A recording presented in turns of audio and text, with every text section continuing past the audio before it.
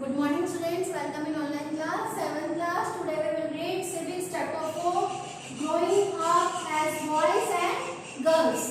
ठीक है, जिसका भी वर्क कंप्लीट हो जाए वो अपनी नोटबुक स्कूल में चेक करने के लिए भेज सकता है. Now today we will discuss growing up and boys and girls. कि लड़के और लड़कियों के रूप में बड़ा होना, कि लड़के और लड़कियां बॉयज एंड गर्ल्स कि किस रूप में बड़े होते हैं. अच्छा एक बात बताइए कि लड़का लड़कियों की तरह होता है, लड़की लड़कों की तरह होती है? नहीं होती ना. लड़कियों की लाइफ अलग होती है, लड़कों की लाइफ अलग होती है. इट मीन्स जो लड़कों का बड़ा होना या उसमें कैसे गुण आना, लड़कियों का बड़ा होना उसमें अलग से गुण आना, तो यही है कि लड़के और लड़कियों में अलग अलग पहचान होती है. ठीक है. बीइंग अ बॉय और girl is an important part of one's identity.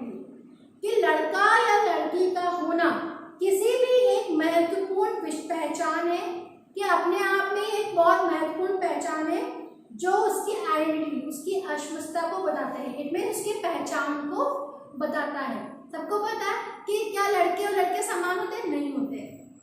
समान इन द सेंस ये है कि लड़कियों का आकार, रूप, बोलना, चलना, बॉडी फिजिक्स सब अलग अलग होता है एज कंपैरिजन बॉयज, लड़कों की तुलना में. तो society we grow up in teaches us what kind of behavior is acceptable for girls and boys, what boys and girls can or cannot do. कि जिस समाज के बीच में हम रहते हैं, वहाँ हम शुरू से देखते हैं या शुरू से यही सीखते हैं कि ये काम लड़कों का है, ये काम लड़कियों का है. जैसे कि अगर कोई लड़का रोता है तो उसको हम ये बोलते हैं, अरे क्या लड़कियों की तरह रो रहे हो. तो सब में अंतर के शुरू से ही उनके मन में इस चीज की बात को बिठा देते हैं कि ये काम तो लड़कियां करती हैं और ये काम लड़के करते हैं. तो उनके मन में उस तरह की भावना उत्पन्न होने लग जाती है, जिसके बारे में हम इस चैप्टर में रीड करेंगे. ओके. तो first topic is growing up in Samoa in 1920s. कि 1920 के दशक में, अब यहाँ पे आपको दो देश के बारे में बताया गया है कि पहले वहाँ पे कैसा विवाह होता था अलग स्टेट में, और थोड़ा समय में अंतर आने के बाद में कि दूसरे स्टेट में और कैसा विवाह होता है. ठीक है. The Samoa island are the part of large group of small island in the southern part of the Pacific ocean. कि सामोआ जो है, वो सामोआ द्वीप जो है वो प्रशांत महासागर के दक्षिण में स्थित एक छोटे छोटे द्वीपों का समूह का ही एक भाग है. In 1920 according to research report on Samoa society, कि एक रिपोर्ट के अनुसार कि 1920 के दशक में वहां पर children did not go to school, कि वहां के बच्चे स्कूल नहीं जाते थे. They learned many things such as how to take care of children or do household work from the older children and from adult. कि वे बड़े बच्चों और वयस्कों के साथ में बहुत सारी बातों को सीखते, बहुत सारे कामों को सीखते, जैसे कि छोटे बच्चों की देखभाल करना या फिर घर का कैसे काम करना है, ये सब वो अपने बड़े भाइयों की या बहनों की मदद से सीखते थे. Fishing was a very important activity on the island. कि मछली पालन वहाँ का, क्योंकि वो समुद्र के पास वाला क्षेत्र था, द्वीप के पानी के आसपास वाला क्षेत्र था, तो वहाँ पे प्रमुख व्यवसाय क्या था? मछली पालन करना. तो young people therefore learned to undertake long fishing expeditions, but they learned these things at different points in their childhood. लेकिन इसीलिए वो यहाँ पे मछली पकड़ना एक बहुत महत्वपूर्ण कार्य था, और इसीलिए जो बड़े बच्चे थे या बड़े लड़के जो थे, बच्चे मछली पकड़ने के लिए बहुत लंबी यात्राओं का ज्ञान सीखते थे, और लेकिन ये बातें वो अपने बचपन के अलग अलग समय में सीखते थे. As soon as babies could walk, their mothers or other adult no longer looked after them. कि छोटे बच्चे से चलना सीखते थे, शुरू कर देते थे. Their mother or adult no longer looked after them. तो बड़े होने के बाद वो उनकी माताएं और उनके बड़े जो थे वो उनकी देखभाल करना बंद कर देते थे। Older children often as young as 5-year-old took over their responsibilities. Both boys and girls looked after their young siblings, but by the time a boy was about 9-year-old, he joined the older boys in learning outside jobs like fishing and planting coconut. कि जब वो वहाँ के बच्चे बस स्वयं 5 वर्ष के आसपास की उम्र के होते थे तो लड़के और लड़कियां दोनों अपने छोटे बहन भाइयों को ध्यान रखते थे, उनकी देखभाल करते थे। लेकिन जैसे ही लड़का लगभग 9 वर्ष का होता था तो वो अपने बड़ों के समूह में जाने लग जाता था और वहाँ के कामों को वो सीखता था, जैसे कि मछली पकड़ना और नारियल के पेड़ उगाना। Girls had to continue looking after small children or to earn a adult till they were teenagers. कि वो यहाँ पे लड़कियाँ क्या थी कि जैसे ही वो लड़कियाँ 13 साल की हो जाती थी तो वो छोटे बच्चों की देखभाल करना और घर के कामकाज को देखती थी। लेकिन के बाद वो मछली पकड़ने जाती थी, बागवानों की देखभाल करती थी, कुकिंग, खाना बनाना, वीव बास्केट, टोकरियाँ बनाना, ये सब कार्य उनका होता था और अधिकांश काम वो लड़कियों की मदद से ही करते थे। अब आया नेक्स्ट है ग्रोइंग अप मेल इन मध्य प्रदेश इन 1960 कि 1920 में सामोहा की बात थी। अब 1960 में मध्य प्रदेश में कि किस तरह से पुरुष के रूप में बड़ा होता था या लड़के किस रूप में बड़ी होती थी। The following adapted from the account of the experience of being in a small town in Madhya Pradesh in 1960 कि जो यहाँ पे जो बताया गया है ये मध्य प्रदेश के छोटे से शहर में रहने वाले स्कूल जाने के वर्णन के बारे में बताया गया है कि वहाँ पे लड़कियाँ और लड़के किस तरह से स्कूल जाते थे और किस तरह से वापस घर पे आते थे।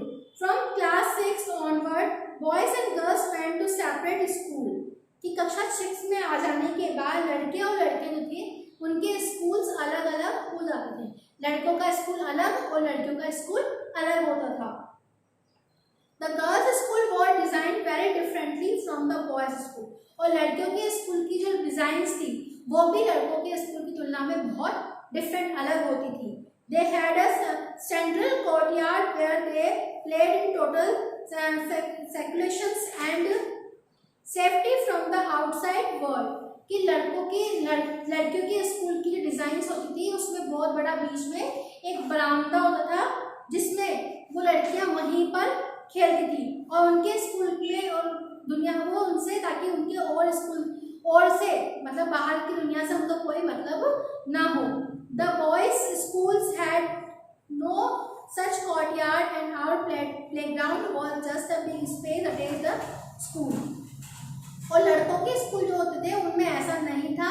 उनके स्कूल में बाहर खुले में वो खेलते थे और बाहर स्कूल के पास में कोई ग्राउंड होता था वहां पर जाकर वो खेलते थे। Every evening once school was over, the boys watched as hundreds of school girls crowded the narrow streets.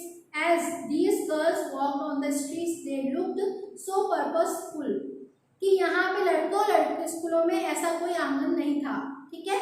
और हर शाम स्कूल के बाद लड़के सैकड़ों लड़कियों की भीड़ को संकरी छोटी गलियों से जाते हुए देखते थे। जो लड़कियां वहाँ छोटी छोटी गलियों से अपने घरों जाती थी तो बहुत सारे लड़के उन गलियों को देखते थे। सड़कों पर जाती हुई लड़कियां बहुत डरी हुई सी रहती थी क्योंकि उनको ऐसा एटमॉस्फेयर नहीं था, वो सभी लड़के उनको घूरते थे।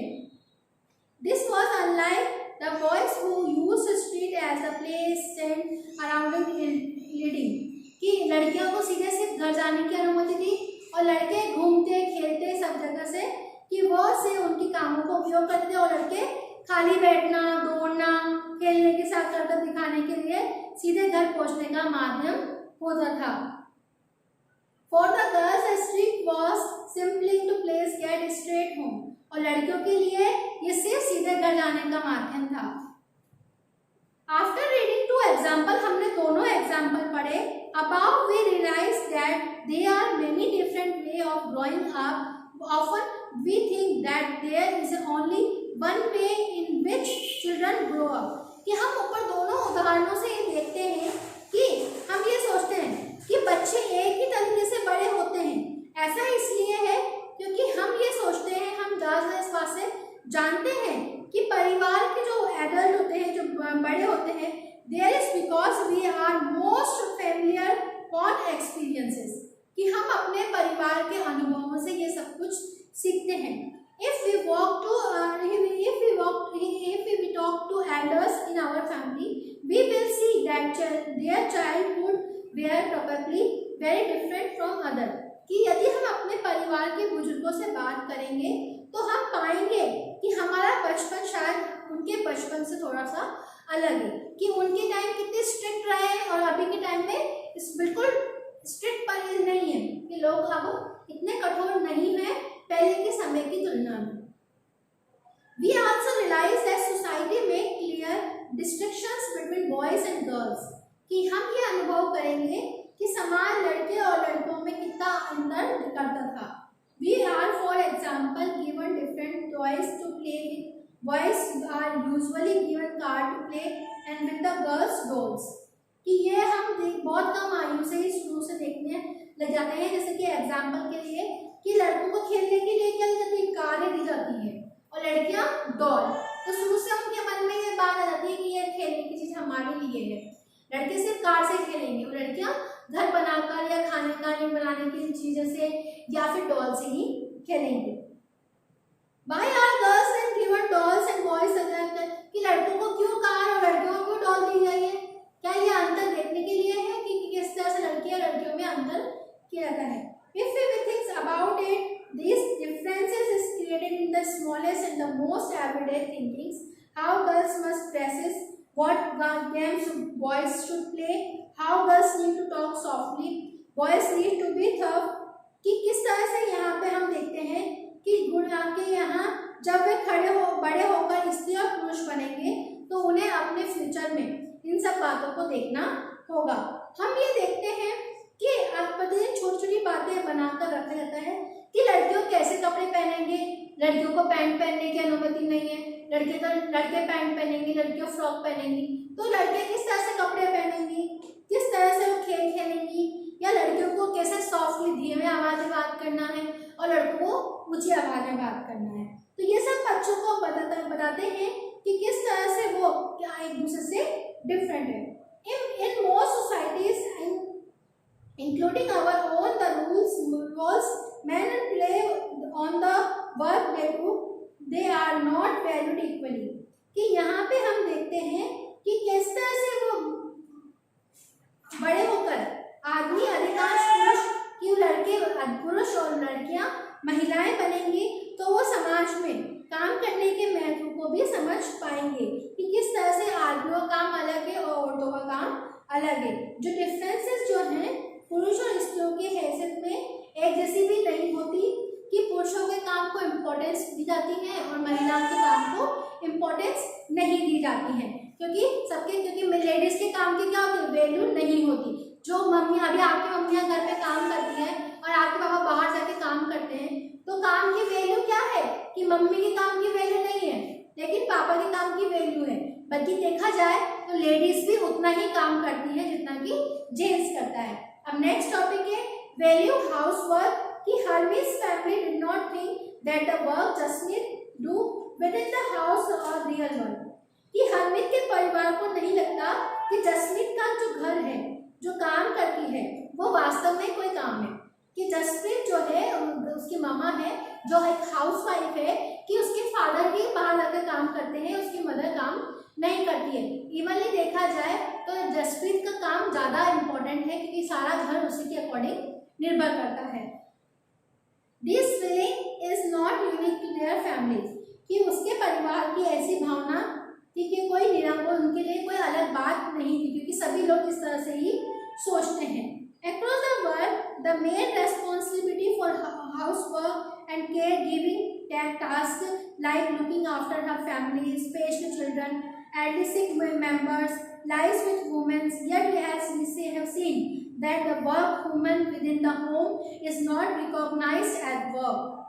कि सारी दुनिया में घर के काम की कोई नहीं होती, स्त्रियों की होती है। संपूर्ण जिम्मेदारी स्त्रियों की होती है। देखभाल करना, परिवार के फैमिलीज के मेंबर्स को देखना, बीमार व्यक्तियों को देखना, ये सारी बातें महिलाओं के ऊपर जो घर में काम करती हैं उनकी होती है। लेकिन फिर भी अगर इतनी रेस्पॉन्सिबिलिटी वाला काम करने के बावजूद भी कि उनकी वैल्यू नहीं होती, and the society devalues this work, और समाज में इन कार्यों को अधिक महत्व भी नहीं दिया जाता। ठीक है, okay, you must have understood.